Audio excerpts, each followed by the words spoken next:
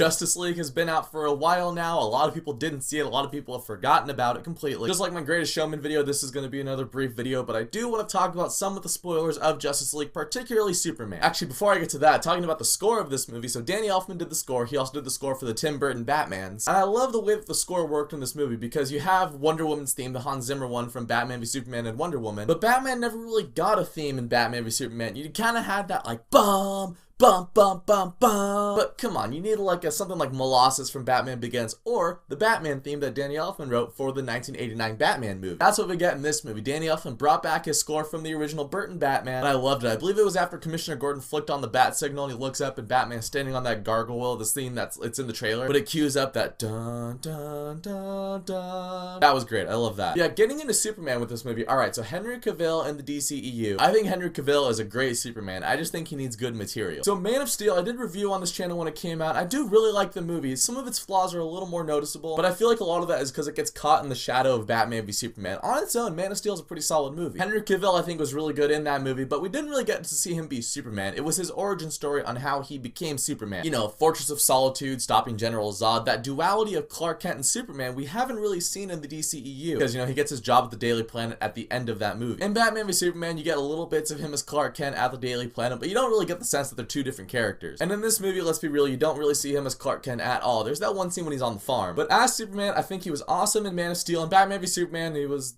fine, but he wasn't really given anything to do. But when Superman came back in this movie, it felt like such a breath of fresh air for me. My favorite Superman is still Christopher Reeve. I don't think anyone can top Christopher Reeve, although Henry Cavill is really, really solid. That being said, I like the Christopher Reeve, the lighthearted tone, the fun, the bright costume. Obviously, it's really dated, but it's kind of fun to like look back on that era and like, oh, that movie was so optimistic and fun, as opposed to stuff like Man of Steel, which again I like, or Batman v Superman. The way that Superman was resurrected in this movie was weird, with them like basically grave robbing Superman's corpse. Some of the dialogue between Cyclops and the Flash in that scene was fine, but the scene just felt weird. It felt out of place. It didn't feel like a superhero movie. That fight was sweet though, when Flash is running around Superman and then Superman looks back and the Flash is like, the Flash has never had someone be as fast as him, so that probably blew his mind. That fight in Metropolis was sweet. But the moment I loved was at the end when they're in, I believe it was Russia. I don't entirely remember what Steppenwolf said, but it was something along the lines of like, there is no truth, or something about truth. Anyway, the way Superman flies in behind him and he's like, I'm a big fan of truth, but I'm also a big fan of justice. And you hear the notes of the John Williams score, the dun dun dun dun dun, and the way he full on punches Steppenwolf and they do the whole bum ba da. It wasn't just the score, it wasn't just Henry Cavill, it was the way it was all brought together. Superman is supposed to be this beacon of hope. Like they said in Man of Steel, the symbol on his chest stands for hope, which I know didn't exist before Man of Steel, whatever. He's that belief in the best of humanity. To see him come back like that and just go boom and knock Steppenwolf out, and then seeing the ultimate power of Superman just completely cleaning house with Steppenwolf, it was great. I love Superman and Justice League. I really want to see this DCEU continue, if for nothing else, so I can see more of Henry Cavill as Superman. I don't know how things are going to shake out. I know Aquaman has already done shooting, but Justice League did not make anywhere close to the amount of money that they wanted it to make. So who knows what the future is going to look like. Ben Affleck's involvement is kind of in flux right now. Wonder Woman 2, I think, is still on track. Actually, one last quick thing. Anyone notice how Steppenwolf pretty much went out like Scar does at the end of The Lion King, with his own minions just mauling him, which is made even more ironic given the fact that Jeremy Irons, the voice of Scar, plays Alfred in Justice League. Not that that means anything, it was just funny. Anyways, Justice League has been out for a while now. Let me know what you think of Justice League down in the comments, if you saw it, or if you care. Anyways, thank you so much for watching this video. If you guys liked it, you can click subscribe to check out some of my other videos, and I'll catch you guys next time.